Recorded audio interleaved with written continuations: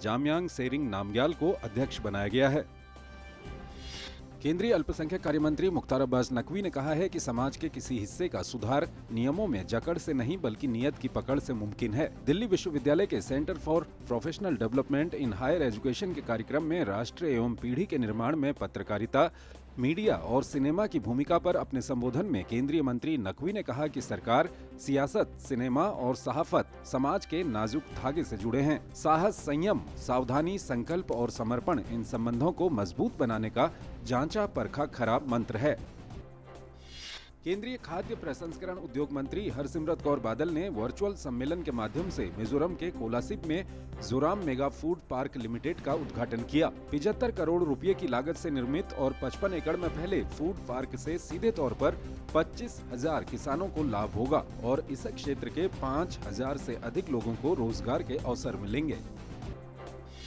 केंद्रीय सूक्ष्म, लघु एवं मध्यम उद्यम और सड़क एवं परिवहन मंत्री नितिन गडकरी ने ऐसी नीति या मॉडल के निर्माण की आवश्यकता पर बल दिया जो सूक्ष्म लघु व्यवसायों, कार्यों को वित्तीय रूप से सहायता प्रदान कर सके, जैसे कि मछुआरे, फेरी वाले, रिक्शा चालक, सब्जी विक्रेता, गरीब, स्वयं सहायता समूह शामिल हैं। वो कल देर रात वीडियो कॉन्फ्रेंस के माध्यम से pan IIT global E conclave on reimagining MSME and livelihood को संबोधित कर रहे थे। तमिलनाडु के तूतीकोरिन में पुलिस हिरासत के दौरान हुई मौत के मामले में मदुरई की अदालत ने 3 पुलिस अधिकारियों चेल्लादुरई, समथुरई और वेयथमुथु को CBI की 3 दिन की न्यायिक हिरासत में भेज दिया। गौरतलब है कि मामले की जांच के लिए CBI की टीम 9 जुलाई को मदुरई पहुंची थी। पुलिसकर्मी सांतकुलम थाने में पिता पुत्र की हिरासत में मौत के मामले में आरोपी हैं। जम्मू कश्मीर पुलिस और सेना ने जम्मू में लश्कर के आतंकियों को पैसे पहुंचाए जाने के तरीके का पर्दाफाश किया है। गिरफ्तार आतंकी मुबाशिर भट्ट पाकिस्तान में बैठे लश्कर आतंकी हारून के कहने पर जम्मू से टिफिन बॉक्स में हवाला के 1.5 लाख रुपए आतंकियों के लिए ले जा रहा था। ये पैसे OGW के जरिए दिए जाने थे। कोरोना वायरस वैक्सीन पर ऑक्सफोर्ड यूनिवर्सिटी के इंसानों पर किए जा रहे पहले ट्रायल के नतीजे आ गए हैं। वायरल वेक्टर से बनी कोरोना वायरस वैक्सीन दिए जाने पर वायरस के खिलाफ प्रतिरोधक क्षमता पाई गई, साथ ही इसे सुरक्षित भी बताया गया है। इसके साथ ही अब इसे अगले चरण के ट्रायल के लिए अनुमति दी गई है। इंटरनेशनल क्रिकेट काउंसिल के बोर्ड ने आधिकारिक तौर पर T20 वर्ल्ड कप को स्थगित कर दिया है। दुनिया भर में फैले घातक कोरोना वायरस के कारण ये फैसला लिया गया है। ICC ने एक बयान में बताया कि पुरुष T20 वर्ल्ड कप अब अगले साल अक्टूबर-नवंबर में आयोजित किया जाएगा। वहीं फाइनल 14 नवंबर को खेला जाएगा। ऑस्ट्रेलिया में इसी साल 18 अक्टूबर से 15 नवंबर के बीच T20 वर्ल्ड कप होना था। तो वहीं दूसरी तरफ फ्रांस की फुटबॉल पत्रिका द्वारा हर साल दिया जाने वाला प्रतिष्ठित बैलन ड'ओर खिताब इस बार किसी भी खिलाड़ी को नहीं दिया जाएगा। कोरोना महामारी की वजह से बंद पड़े फुटबॉल टूर्नामेंटों की वजह से ये फैसला लिया गया है। 1956 में इस पुरस्कार के शुरू होने के बाद ये पहला मौका होगा जब किसी भी खिलाड़ी को ये खिताब नहीं दिया जाएगा। लियोनेल मेसी ने इसे रिकॉर्ड 6 बार जीता है। वहीं उनके प्रतिद्वंदी क्रिस्टियानो रोनाल्डो ने भी इस खिताब पर 5 बार कब्जा किया है।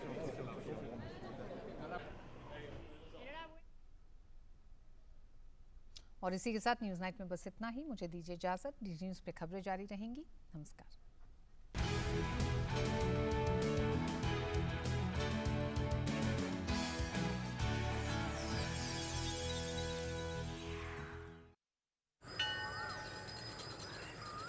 अरे बबलू, लॉकडाउन खुलते ही टहलने निकल पड़े। महामारी अभी फैली हुई है। सरपंच जी, टहलने नहीं, काम पे वापस जा रहे हैं। तुझे डर नहीं लगता वायरस पकड़ लेगा? पहले थोड़ा बहुत डर लगता था, फिर पता चला कि अगर मैंने पूरी सावधानी बरती तो ये बीमारी होने की संभावना कम है। सबसे महत्वपूर्ण है ये मास्क। काम पर मास्क हमेशा पहनूंगा, समय समय पर हाथ धोता रहूंगा और दूसरों से हर वक्त कम से कम 2 गज की दूरी बनाए रखूंगा। खुद को, दूसरों को और अपने परिवार वालों को भी सुरक्षित रखूंगा। अरे भाई, मेरी जिम्मेदारी बनती है तुझे चेतावनी देना, सो दे दिया। जब देश के मेडिकल और स्वच्छता कर्मचारी रोज कोरोना वायरस से लड़ने का काम कर रहे हैं तो हमारी भी तो जिम्मेदारी बनती है अपना काम करने की। बबलू, तुझे कुछ हो गया तो? हजारों लोग इस बीमारी को हराकर ठीक हो चुके हैं और अगर किसी कारण मुझे ये बीमारी हो भी जाए तो सरकार ने अस्पताल में हमारे इलाज के लिए पर्याप्त व्यवस्था कर रखी है। ये घबराने का वक्त नहीं, एक दूसरे का हौसला बढ़ाने का वक्त है। अरे ऐसे क्या देख रहा है, तू काम पे जाएगा, मैं नहीं जाऊंगा, नाक नहीं कट जाएगी मेरी। चलो। मास्क। हाँ मास्क मास्क। अरे नाक तो ढक लो। हाँ। कोरोना वायरस से हमें लड़ाई जारी रखनी पड़ेगी, पर उससे डर कर नहीं, पूरी सावधानी के साथ डट कर चलिए। रुकी जिंदगी को आगे बढ़ाएं, देश को आत्मनिर्भर बनाएं। जय Hind.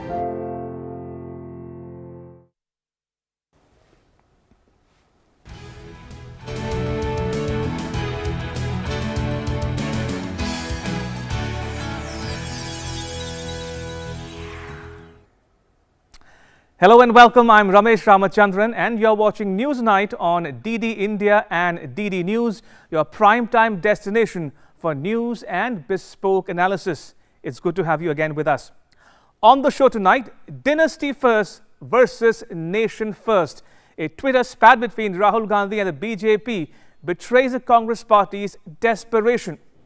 Also on the show, India begins human trial of a vaccine for COVID-19 and the latest on the floods ravaging parts of India.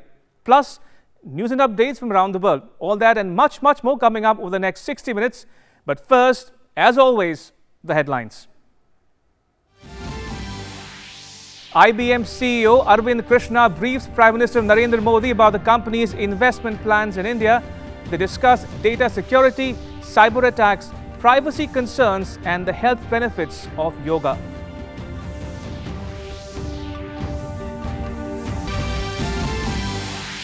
BJP President JP Nadda lashes out at Rahul Gandhi, says the allegations leveled by him are a brazen attempt to politicize the foreign and defense policies.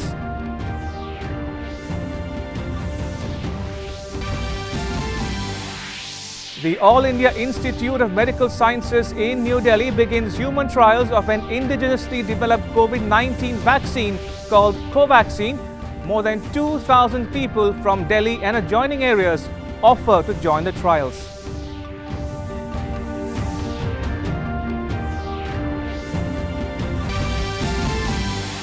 The Rajasthan High Court adjourns hearing on the Speaker's notice to Sachin Pilot and 18 other MLAs to Tuesday.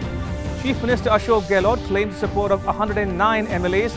The BJP says it is needlessly being drawn into the matter.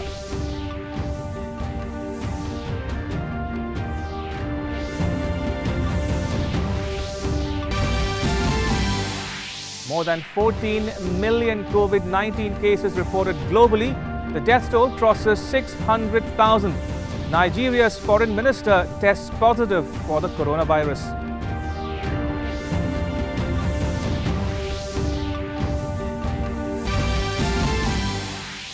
And the ICC Men's T20 World Cup in Australia postponed due to coronavirus. The next Men's T20 World Cup now scheduled in October-November 2021. With another in 2022.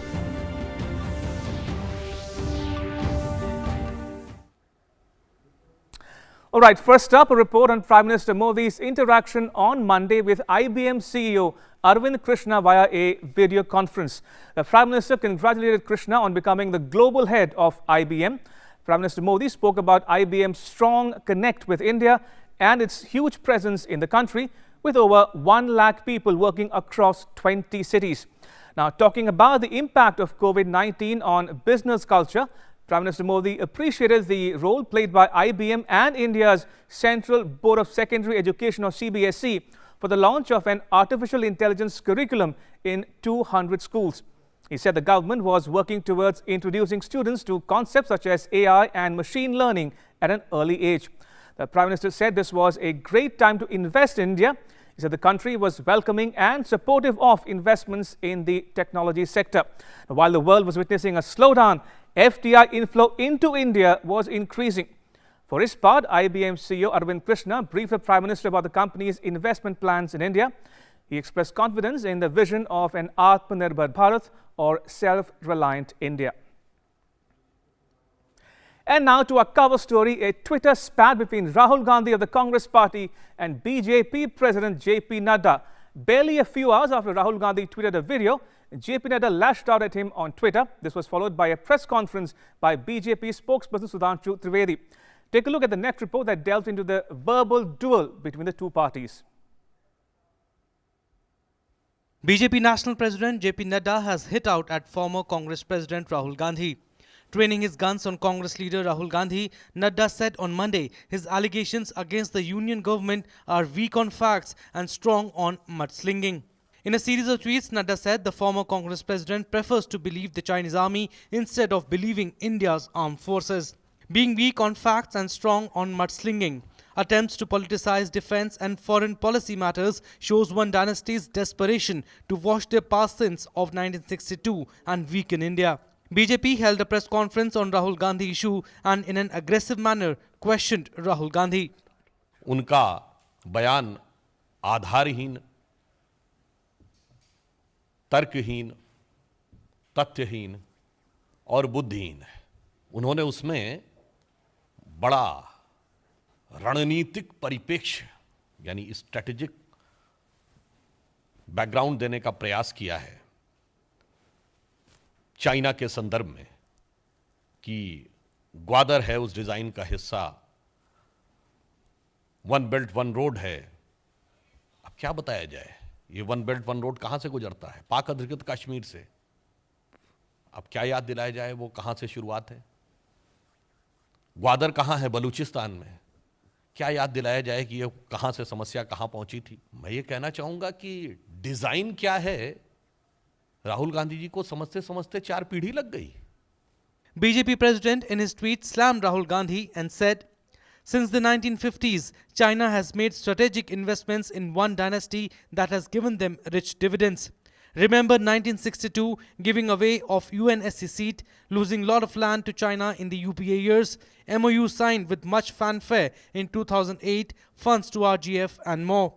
JP Nadda further said that for years, one dynasty has been trying to destroy PM Narendra Modi. Sadly for them, PM Modi's connect with 130 crore Indians is deep-rooted. He lives and works for them. Those who want to destroy him will end up only further destroying their own party. BJP spokesperson Sudhanshu Trivedi also questioned the opposition and said that from 1962 war to national issues, cooperation from opposition has been constructive, which has been praised by the then PM Jawaharlal Nehru. But in the present context, opposition has been playing a devious role as alleged by BJP. किसी भी conflict के समय विपक्ष का व्यवहार कैसा होना चाहिए, चाहे 1971 का युद्ध हो, 65 का युद्ध हो या 62 का युद्ध हो, तब भारतीय जनता पार्टी नहीं थी, भारतीय जनसंघ के रूप में जिस प्रकार का सहयोग और समर्थन दिया था उसकी नेहरू जी ने भूरी भूरी प्रशंसा की थी। सिर्फ जनसंघ ही नहीं, राष्ट्रीय स्वयंसेवक संघ तक की प्रशंसा की थी। यह ऑन रिकॉर्ड है। यह हमारा चरित्र था और आपका वह चरित्र है जो आज दिखाई पड़ रहा है। In another tweet, JP Nadda said, in recent years, be it Doklam or present, Rahul Gandhi ji prefers briefings from the Chinese instead of believing India's armed forces. Why does one dynasty want a weak India and a strong China? Many leaders in Congress also disapprove of one's dynasty's shenanigans. It is pertinent to note in the past few days, JP Nadda has been aggressive on Rahul Gandhi and in series of tweets has been questioning the deeds of Rahul Gandhi and his followers. Rajesh Raj's report, DD India. All right, let me recap what has happened in the last 4 days between Rahul Gandhi and the BJP. Now, let's go back to Friday, 17 July. At about exactly 11:19 in the morning, Rahul Gandhi puts out a video. He tweets a video. The video is titled China Border Conflict. Now, in that, Rahul Gandhi asks many questions, including why China chose this moment in time for a military face-off with India in Ladakh.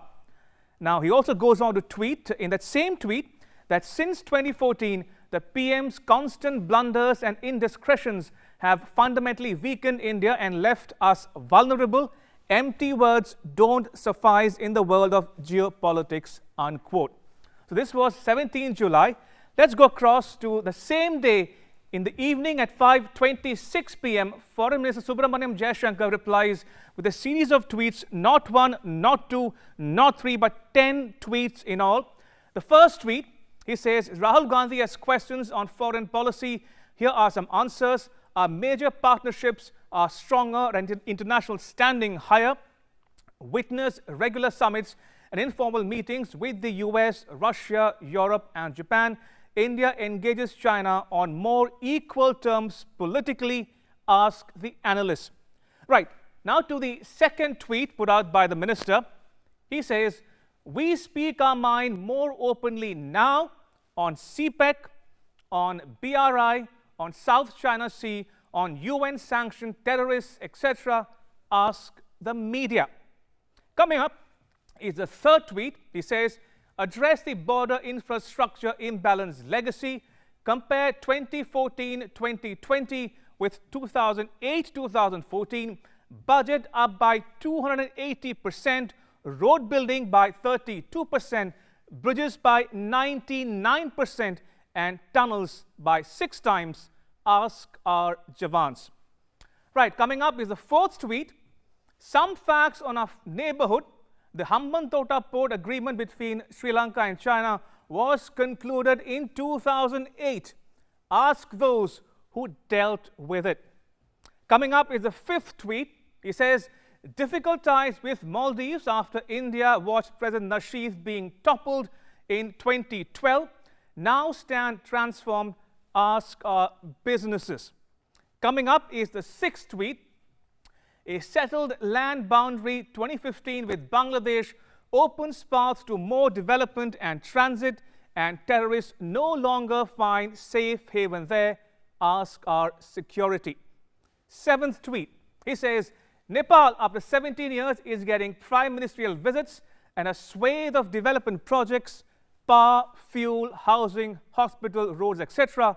Ask their citizens. Eighth tweet. He says, Bhutan finds a stronger security and development partner, and unlike 2013, they don't worry about their cooking gas. Ask their households. Ninth tweet on Afghanistan. Afghanistan sees completed projects, Salma Dam Parliament, expanded training and serious connectivity. Ask the Afghan street. And the 10th and last tweet on Pakistan, he says, which you skip, surely know the difference between Balakot and Uri on the one hand, and Sharm el-Sheikh, Havana and 2611 on the other. Ask yourself. Right, now let's move to 20th July, 10 in the morning. Rahul Gandhi puts up another tweet, a second video. It's titled China's Strategic Game Plan. Now in that tweet, Rahul Gandhi says the Chinese used the border issue to put pressure on Prime Minister Narendra Modi. Now he tweets, the Prime Minister fabricated a fake strongman image to come to power. It was his biggest strength. It is now India's biggest weakness. Now the same day, within just 3 hours, JP Nadda at 1:33 p.m. puts out a series of tweets. The first tweet says, we saw yet another failed edition of Project RG relaunched today. Rahul Gandhi was, as usual, weak on facts and strong on mudslinging. Attempts to politicize defense and foreign policy matters shows one dynasty's desperation to wash their past sins of 1962 and weaken India. The second tweet, this is the second tweet here. Since the 50s, China has made strategic investments in one dynasty that has given them rich dividends. Remember 62, giving away of a UNSC seat, losing a lot of land and to China in the UPA years. MOU signed with much fanfare in 2008, funds to RGF and more. Coming up is the third tweet put out by the BJP president. He says, in recent years, be it Doklam or the present, Rahul Gandhi prefers briefings from the Chinese instead of believing in India's armed forces. Why does one dynasty want a weak India and a strong China? Many leaders in Congress also disapprove of one dynasty's shenanigans. And the fourth and last tweet reads, for years, one dynasty has been trying to destroy PM Narendra Modi. Sadly for them, PM Modi's connect with 130 crore Indians is deep-rooted. He lives and works for them. Those who want to destroy him will end up only further destroying their own party, unquote. All right, so those were the tweets between the BJP and the Congress. Time for a very short break. When we come back, we'll have our guests over for a discussion in our In Focus segment. Keep watching Newsnight. Don't go anywhere.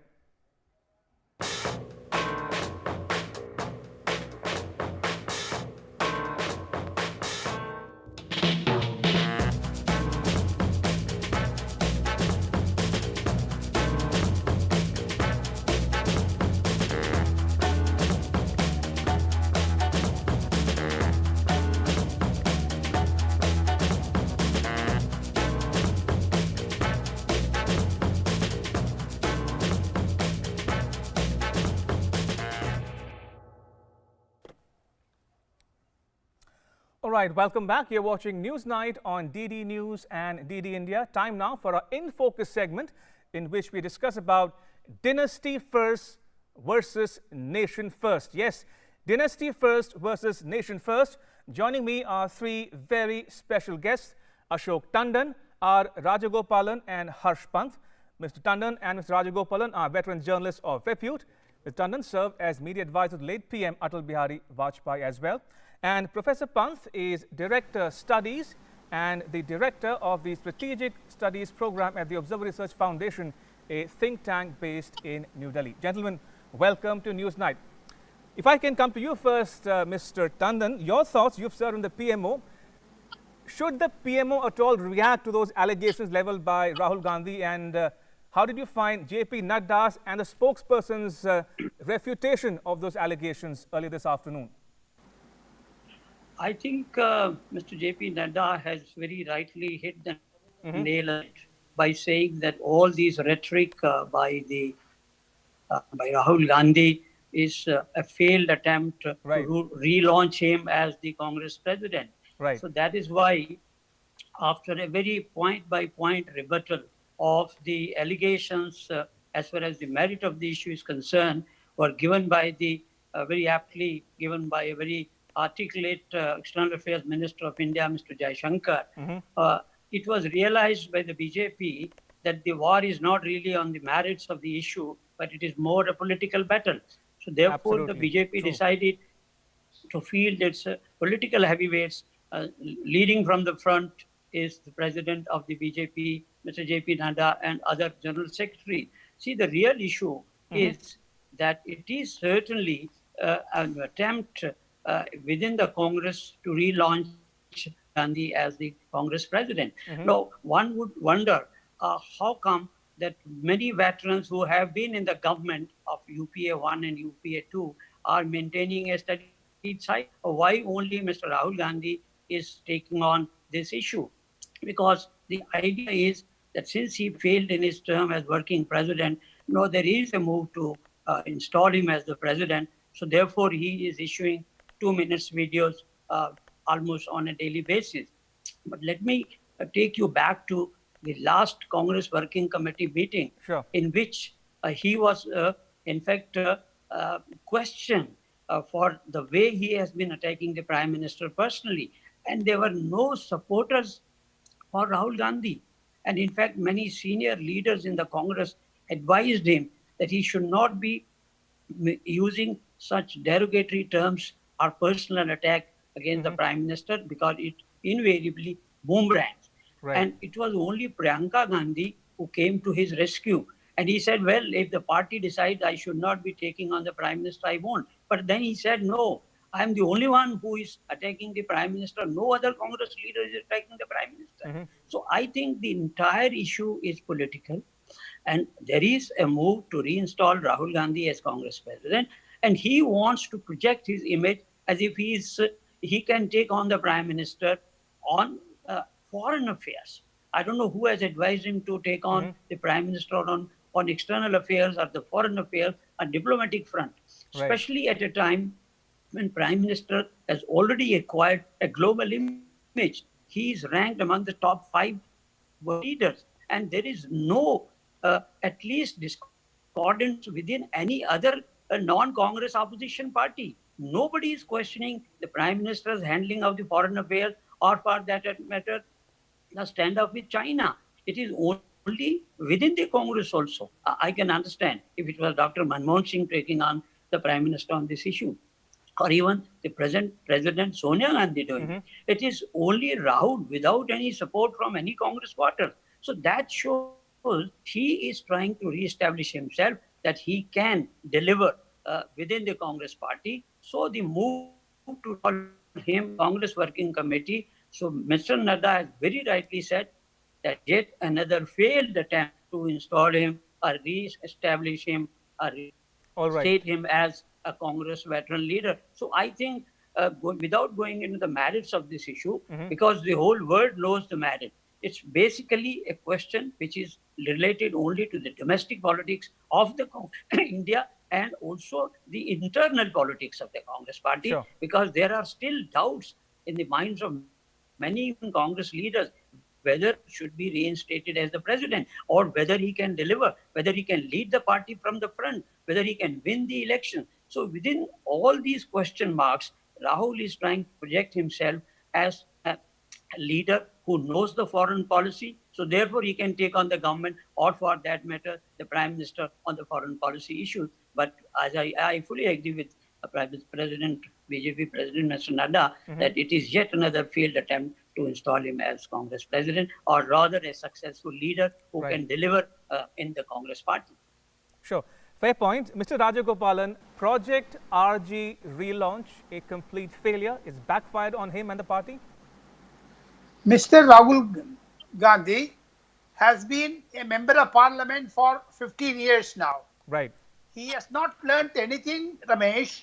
My understanding is on when he said on Rafale on the floor of the House, that was disproved by the French president. When he called Prime Minister Choukidar Chore, he apologized before the Supreme Court.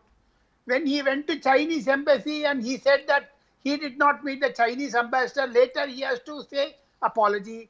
Therefore, he has not been speaking the untruths. I don't say lie. I'm not calling him as a liar, but at the same time, he did not speak the truth. Today, you explained very well. Congratulations to the time this DD Doordarshan's the package you have done. All 10 tweets you have put it. All 10 tweets of Mr. Jaishankar, Foreign Minister, you have put it. And also Mr. JP Nadda's. What is the driving home point of Mr. Nadda's tweet? I want to explain. It is Sure, purely please a go on. political one. Sure. My understanding, Ramesh, are you hearing me? Yeah, please carry on. My understanding, Ramesh, the point is Mr. Rahul Gandhi has been saying only the lies. Simply, the reason being, he has been withdrawn, the government has withdrawn the SPG from him. That is one anger against the government. Today, Rajasthan fiasco, which he has failed to convince Sachin Pilot or convince Ashok Gehlot. Ashok Gehlot is going to form a regional party. Third point is, in the China one, it is boomeranging on him because whatever the public perception about Rahul Gandhi has been, that he has been misleading the country with a negative impression. He is not leader of opposition, but he is leader of negative things. But at the same time, the real leader of opposition, Mr. Adhir Ranjan Chaudhary, has tweeted, you remember last month, that tweet was withdrawn. That tweet was deleted. So why? These are all certain things. Internal contradiction in Congress, especially between mother, son and the daughter. That is why the China is now, they are creating a bogey. Right. So that the real issue of their Rajiv Gandhi Foundation scam and also the fiasco in Rajasthan, these things will come out. That is the reason why Rahul Gandhi is attacking the Prime Minister. I said, surrender Modi. Today he says fake Modi. These are all certain things out of frustration, out of vituperative politics, out of, a revengeful politics. Mr. Rahul Gandhi is not an opposition leader. He is a revengeful leader. He is a speaker, the department of lies only. He does not say anything truth. Therefore, Mr. Nadda, what he has tweeted today, and I also agree with Mr. Nadda, he has said the right thing. Apart from that, Ramesh, I want to say one final comment. Sure. That the Prime Minister's popularity in India is at the peak, at the high. Much before the 2014 mandate, he got 2019 mandate, massive mandate. And now, whichever the private channels you take or the opinion polls, COVID, Corona, Prime Minister, handled it very well. China, he has handled it very well. The public perception is for Narendra Modi and the negative politician, Mr. Rahul Gandhi, who tore out a ordinance of the President of India. Right. Now he speaks about China. Very, very still, I am sympathetic towards the grand old party. It is going from existential crisis to crisis. As Mr. Jairam Ramesh put it, Congress is in ICU. Right. So as Mr. Rajagopalan said, the Congress is in ICU. It's stumbling from one crisis to another. Professor Pant, if I can come to you now, you're the foreign policy expert on this panel tonight on Newsnight. What did you make of the allegations and the clarifications issued by Minister Jaishankar and the BJP president? In particular, Rahul Gandhi seems to be asking, why did China choose this moment in time for the face-off in Ladakh? Now, some would say it is Prime Minister Modi's infrastructure development push at the LAC that has completely unnerved the Chinese. Your thoughts, Professor Pant? See, I think there is absolutely no doubt that in the last few years, India has stood up to China like it has never done in the last 2 decades. And the result is that India is now speaking out, as I think the Foreign Minister Jaishankar candidly wrote in his tweets, that look, if you look at Indian behavior towards China, India has stood up on every single issue. India remains the only country that stood up to China on BRI, despite the fact that there was a danger of being isolated. Our friends told us, don't do that, you will be isolated. India stood up and challenged China on that. India stood up to China on Doklam. India has stood up to China when it comes to its operational foreign policy in the Indo-Pacific. Despite China complaining about the Indo-Pacific, India brought Indo-Pacific narrative and India made Indo-Pacific narrative the common, the parlance of contemporary diplomacy. There is no doubt about it. So clearly, I think if you look at the larger engagement with China, if you look at the larger engagement, strategic engagement with China, India has stood up to China. India has made it very clear what its red lines are. And India has also made it very clear that it is willing to work with China under certain circumstances. So if you want to work with China under the Wuhan spirit, it is very welcome to do it. But if you challenge India, then India will respond. And the fact that you had infrastructure development happening at such a spectacular pace in Jammu and Kashmir over the last 4 or 5 years, the result is that China is completely unnerved by what India is doing in terms of changing the ground realities. And it is perhaps for the first time that you are witnessing China reacting to India. You see, there have always been complaints that India has a very reactive foreign policy, that India reacts to what other countries do. This is the time when you are witnessing China reacting to what India has been doing in the last 4 to 5 years, and how proactively India is shaping the boundary environment in Kashmir and in Ladakh in particular. So clearly for Indian politicians to make this a spectacle in terms of divisions in India is quite unbecoming, I think, of India as a democracy. All democracies should have healthy debates on foreign policy like other policies. But to make it about personalities, to make it about individuals, to make it so partisan that you cannot have a debate, a discussion on the merits and demerits of a particular policy is very unfortunate. Mr. Rahul Gandhi has not done this for the first time. You may recall he raised this issue of Rafale, very, very vividly, despite knowing very well that India needed the capacity that Rafale was bringing to the fore. And look at the situation today in the LAC with Rafale and other procurements that India has done. India can stand up to China in some way. So clearly one has to recognize what India is doing. One has to make it part of one's own foreign policy discourse. And for Congress party and for Mr. Gandhi to believe that somehow by disparaging the Prime Minister, he can get away with it, I think is also very unfortunate. This sense of commenting very casually about very, very important matters. What kind of an image he's projecting to China, that this is a country that even on an issue where China is on our borders can't be united just because one individual wants to have certain post in his own political party and one wants to launch himself time and time again.